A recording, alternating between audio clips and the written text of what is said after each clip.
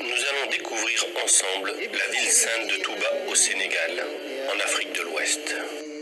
Touba, l'arbre sacré du paradis, fondé par Cheikh Ahmadou Bamba. Mais Touba n'est pas né d'un simple coup de crayon, mais de la volonté des mourides, guidés par la vision de leur marabout et de ses successeurs. Touba, ville musulmane et pieuse. Touba, où la prière, le travail, l'entraide et l'éducation guident les pas des musulmans mourides.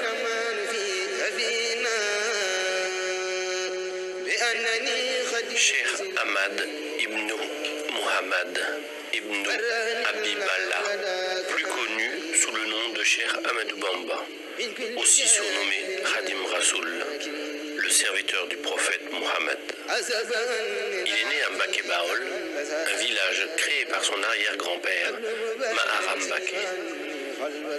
Son père, Mammor Antassali, était un grand érudit, un maître coranique et jurisconsulte réputé.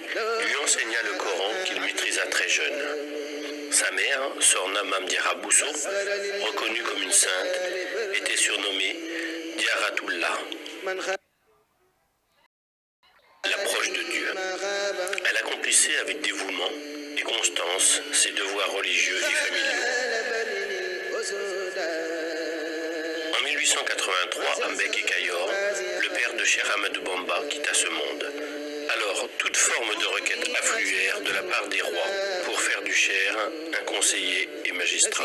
Cheikh Ahmadou Bamba refusa et déclara: « Le service que je rends au prophète m'interdit d'être au service des rois pour leur largesse. » Il disait aussi: « J'ai remis mes brides éternellement entre les mains de Ahmad pour adorer Dieu. » Et il fonda le mouridisme, ou la voie de l'imitation du prophète. En 1888, il fonde le village de Touba, dans un lieu austère et retiré. De plus en plus de monde vint vers lui, mais les colonisateurs de l'époque ne voyaient pas les attroupements d'un bon œil. Ils arrêtèrent Cheikh Ahmadou Bamba le 10 août 1895 à Diawol, et à Saint-Louis, les colons décidèrent de son départ en exil. Le 21 septembre 1895, sur le bateau ville de Port-Nambouk, Cheikh Ahmadou Bamba quitte le Sénégal et les siens. Il arriva à Libreville, où il passa 3 mois.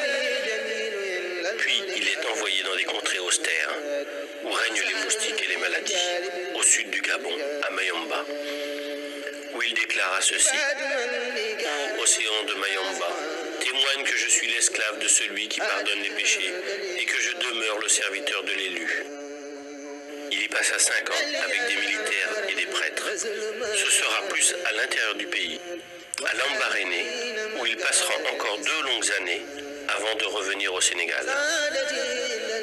De retour au Sénégal, le Cheikh poursuivit l'éducation de ses disciples à Darou-Marnane. Mais le nombre de ses adeptes ne cessait de croître.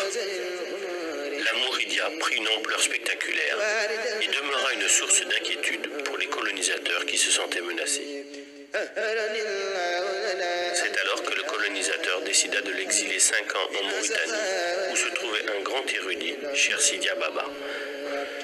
Et le Cheikh déclara ceci: « Je ne fonde pas mes espoirs sur le soutien d'un ami, ni ne crains l'agression d'un ennemi. Je suis entièrement confié à Dieu. »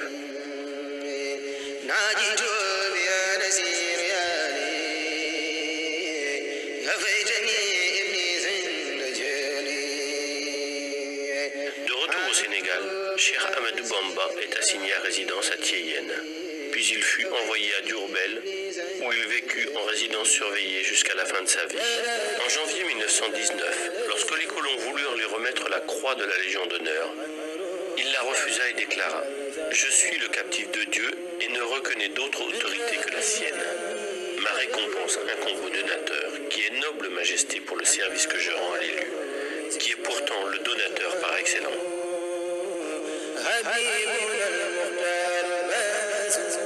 En novembre 1925, Cheikh Ahmadou Bamba demande aux autorités coloniales une autorisation de construire une mosquée à Touba. Le 19 juillet 1927, Cheikh Ahmadou Bamba est rappelé à Dieu. Le conseil de famille désigna Cheikh Mouhamadou Moustapha fils aîné du Cher, pour la succession de son père.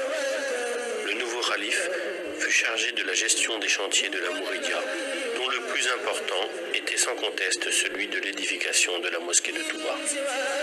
Pour mener à bien cette lourde tâche, son père avait loué les services d'un administrateur, en l'occurrence M. Tahiri, commandant du cercle de Thiès. M. Tahiri dilapida les fonds qui lui avaient été confiés. C'est alors que Cheikh Moustapha Mbacké décida de reprendre à son compte les travaux, mais il fut confronté à l'acheminement du matériel de construction. En effet, le matériel lourd ne pouvant se porter à tête d'homme ni à dos d'animal. La construction du chemin de fer était devenue un impératif pour la communauté mouride. 1500 hommes furent mobilisés pour réaliser 50 km de voies ferrées. Et en mars 1931, les trains pouvaient arriver à Touba. Ainsi se sont déroulés sans arrêt de 1932 à 1939. Mais la Seconde Guerre mondiale éclata et le 1er septembre 1939, Cheikh Moustapha fit arrêter les travaux. La mosquée avait pris de la hauteur, les esquisses des minarets étaient sorties. 3000 hommes marchaient à pied pour acheminer les pierres de la carrière de Ndok. En 1945, Cheikh Moustapha s'éteignit à Touba, laissant derrière lui une communauté meurtrie mais très soudée. En 1949, les travaux reprirent et les Mourides sont ainsi parvenus à ériger la grande mosquée dans un impressionnant travail de fourmi qui actuellement leur vaut cette hargne, cette bravoure, ce sens de la générosité et du sacrifice, mais aussi de l'efficacité dans le travail.